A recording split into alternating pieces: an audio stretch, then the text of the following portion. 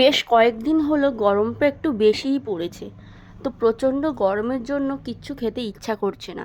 সেই জন্য আজকে ভাবলাম একটু মাছের ঝোল খাবো, একটু হালকা পাতলা মাছের ঝোলই খাবো। তো আজকে রান্না করব কচি কুমড়ো দিয়ে রুই মাছের ঝোল। তো প্রথম থেকে ভিডিওটা শেষ পর্যন্ত দেখার অনুরোধ রইল। দেখো এখানে কচি কুমড়ো একটা বাজার থেকে নিয়ে এসেছে, একদম কচি একটা কুমড়ো। আর এই কচি কুমড়ো খাওয়া কিন্তু শরীরের পক্ষে খুবই উপকারী। তো এর উপকারিতা প্রচুর রয়েছে।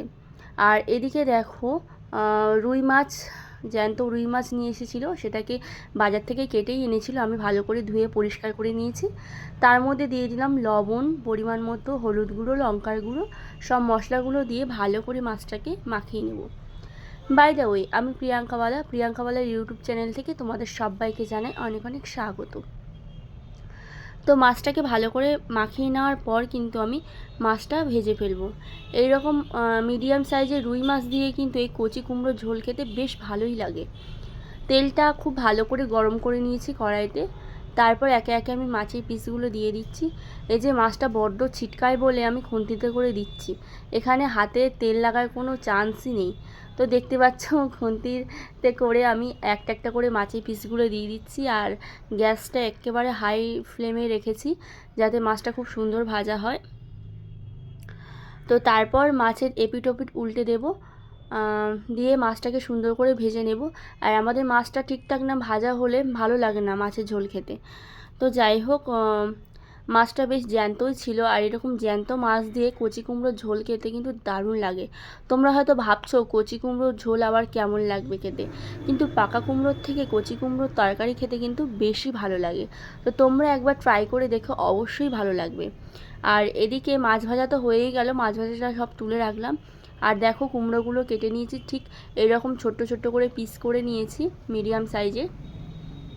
তো তারপর তোমরা দেখতেই পাচ্ছ যে কুমড়োর খোসা কিন্তু ফেলিনি। এই কচি কুমড়ো যখন রান্না করবে তোমরা, এর খোসা কিন্তু একদমই ফেলবে না। এর খোসা ফেললে ভালো লাগে না। তো তারপর দেখো আলুও কেটে নিয়েছি একটু বড় সাইজ করে। তো আলু কুমড়ো সব কাটা রেডি, এবার রান্নাটা করা যাক। মাছ ভাজার যে এক্সট্রা তেল ছিল তার মধ্যে একটুখানি পরিমাণ জিরে ফোড়ন দিয়ে দিলাম। জিরে ফোড়নটা দেওয়ার পর হালকা করে একটু নাড়াচাড়া করে নেব। একটুখানি ব্রাউন কালার হয়ে গেলে আমি একটু পেঁয়াজ দিয়ে দেবো। একটা ছোট্ট পেঁয়াজের অর্ধেকটা আমি এখানে দিয়েছি, দিয়ে ভালো করে নাড়াচাড়া করে নেব। পেঁয়াজটা একটু হালকা ব্রাউন কালার হলে তারপরে আমি আলুগুলো দেবো। তো পেঁয়াজটা 2 মিনিট মতো একটু ফ্রাই করে নিলাম। তারপর এখানে যে আলুটা আমি কেটে ধুয়ে রেখেছিলাম সেটাই আমি এখানে দিয়ে দিলাম। আলুগুলো সব দিয়ে দেব, দিয়ে হালকা করে নাড়াচাড়া করে নেব।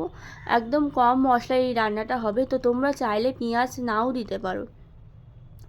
তো দিয়ে ভালো করে নাড়াচাড়া করে নিচ্ছি। প্রথমে আলুটা 4-5 মিনিট মতো একটুখানি কষিয়ে নেব। আলুর যে রসটা থাকে সেটা একেবারে মানে কমে গেলে, একটু হালকা ভাজা ভাজা হয়ে গেলে তারপরে কিন্তু আরও সবজিটা দেবো। আলুটা ভাজা হয়ে গিয়েছে, এরপর আমি দিয়ে দেব কেটে রাখা কুমড়োগুলো, কচি কুমড়ো। তো তোমরা যারা কুমড়ো খাও না তাদেরকে বলবো একবার হলেও এরকম কচি কুমড়ো রান্না করে খাবে, খেতে কিন্তু অসম্ভব ভালো ছিল। আর শুধু এটা টেস্টের ব্যাপার না, এটা কিন্তু খেলে শরীরে প্রচুর উপকারিতা রয়েছে। তোমরা গুগল সার্চ করলে জানতেই পারবে যে এই কচি কুমড়োর কত উপকারিতা রয়েছে। তো যাই হোক, শরীর স্বাস্থ্যের পক্ষেও এই কুমড়ো খাওয়া খুবই ভালো। তো কুমড়োটা দিয়ে ভালো করে আমি নাড়াচাড়া করে নিচ্ছি 3 থেকে 4 মিনিট। গ্যাসের ফ্লেমটা একেবারে হাই ফ্লেমে করে রেখেছি। তারপর দিয়ে দিলাম পরিমাণ মতো একটু লবণ। লবণ 1 চামচ পরিমাণ দিয়েছি, আবার যদি লাগে তখন আর একটু দেওয়া যাবে। তো লবণটা দিয়ে হালকা করে নাড়াচাড়া করে নিচ্ছি। তারপর এই যে মেন মশলা সেটা দেব। এখানে রয়েছে জিরে বাটা, হলুদ আর লঙ্কা। এটাকে ভালো করে পেস্ট করে আমি দিয়ে দিয়েছি সবজিটার মধ্যে। দিয়ে ভালো করে নাড়াচাড়া করে নেব। তোমাদেরকে বলেছিলাম যে এখানে খুব বেশি মশলা অ্যাড করব না আমি, তো একেবারে কম মশলা দিয়েছি। দিয়ে ভালো করে নাড়াচাড়া করে নেব, সবজিটাকে সুন্দর করে কষিয়ে নিচ্ছি। এরপরে সামান্য পরিমাণ জল দেব, যেহেতু কচি কুমড়ো তো এখানে অনেকটা পরিমাণ জল উঠবে, ওই জন্য জলটা একটু অল্প রেখে দেব। তো কষানো হয়ে গিয়েছে, আমি এই ছোট্ট বাটির 1 বাটি পরিমাণ জল দিলাম। জল দিয়ে আবারও একটুখানি নাড়াচাড়া করে নেব, নিয়ে আমি ভালো করে ঢাকা বন্ধ করে দেব। তো তো বন্ধুরা, গরম গরম ভাতের সাথে এই কচি কুমড়ো দিয়ে রুই মাছের ঝোল কিন্তু খেতে দারুণ লাগে। আর বেশ কয়েকটা কাঁচা লঙ্কা চিড়ে দিলাম। দেওয়ার পর সবজিটা যখন অর্ধেকের বেশি সেদ্ধ হয়ে গিয়েছে, তখন আমি দিয়ে দিলাম এখানে মাছগুলো। রুই মাছটা ভেজে রেখেছিলাম, সেটাকে আমি দিয়ে দিলাম। দিয়ে তারপরে আবারও সুন্দর করে নাড়াচাড়া করে ঢাকা দিয়ে রাখবো। তো তোমাদের এই ধরনের রান্নার ভিডিওগুলো কেমন লাগে অবশ্যই কমেন্ট সেকশানে এসে কমেন্ট করে জানাবে। আর তোমরা কারা আমাদের মতো এরকম কুমড়ো রান্না খেতে পছন্দ করো সেটাও কিন্তু জানাতে ভুলো না। তো ভালো করে নাড়াচাড়া করে নিলাম, আবারও ঢাকা বন্ধ করে দেবো 2 মিনিটের জন্য, 2 থেকে 3 মিনিট পর আমি ঢাকাটা খুললাম। দেখো এখন তরকারিটা মনে হচ্ছে পুরোপুরিভাবে রেডি হয়ে গেছে।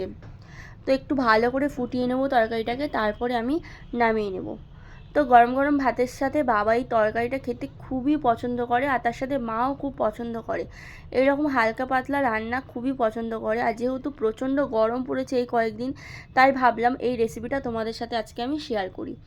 তো এখন রেসিপিটা পুরোপুরিভাবে কমপ্লিট। তো গরম গরম ভাতের সাথে সার্ভ করব। তো ভিডিওটা তোমাদের কেমন লাগছে অবশ্যই কমেন্ট সেকশানে এসে কমেন্ট করে জানাবে। আর আমার চ্যানেলে যদি কোনো নতুন বন্ধু এসে থাকো, তাহলে ঝটপট চ্যানেলটিকে সাবস্ক্রাইব করে পাশে থাকো, যাতে আমি ভিডিও ছাড়ার সাথে সাথে নতুন নতুন ভিডিওর নোটিফিকেশানগুলো তোমাদের কাছে চলে যায়।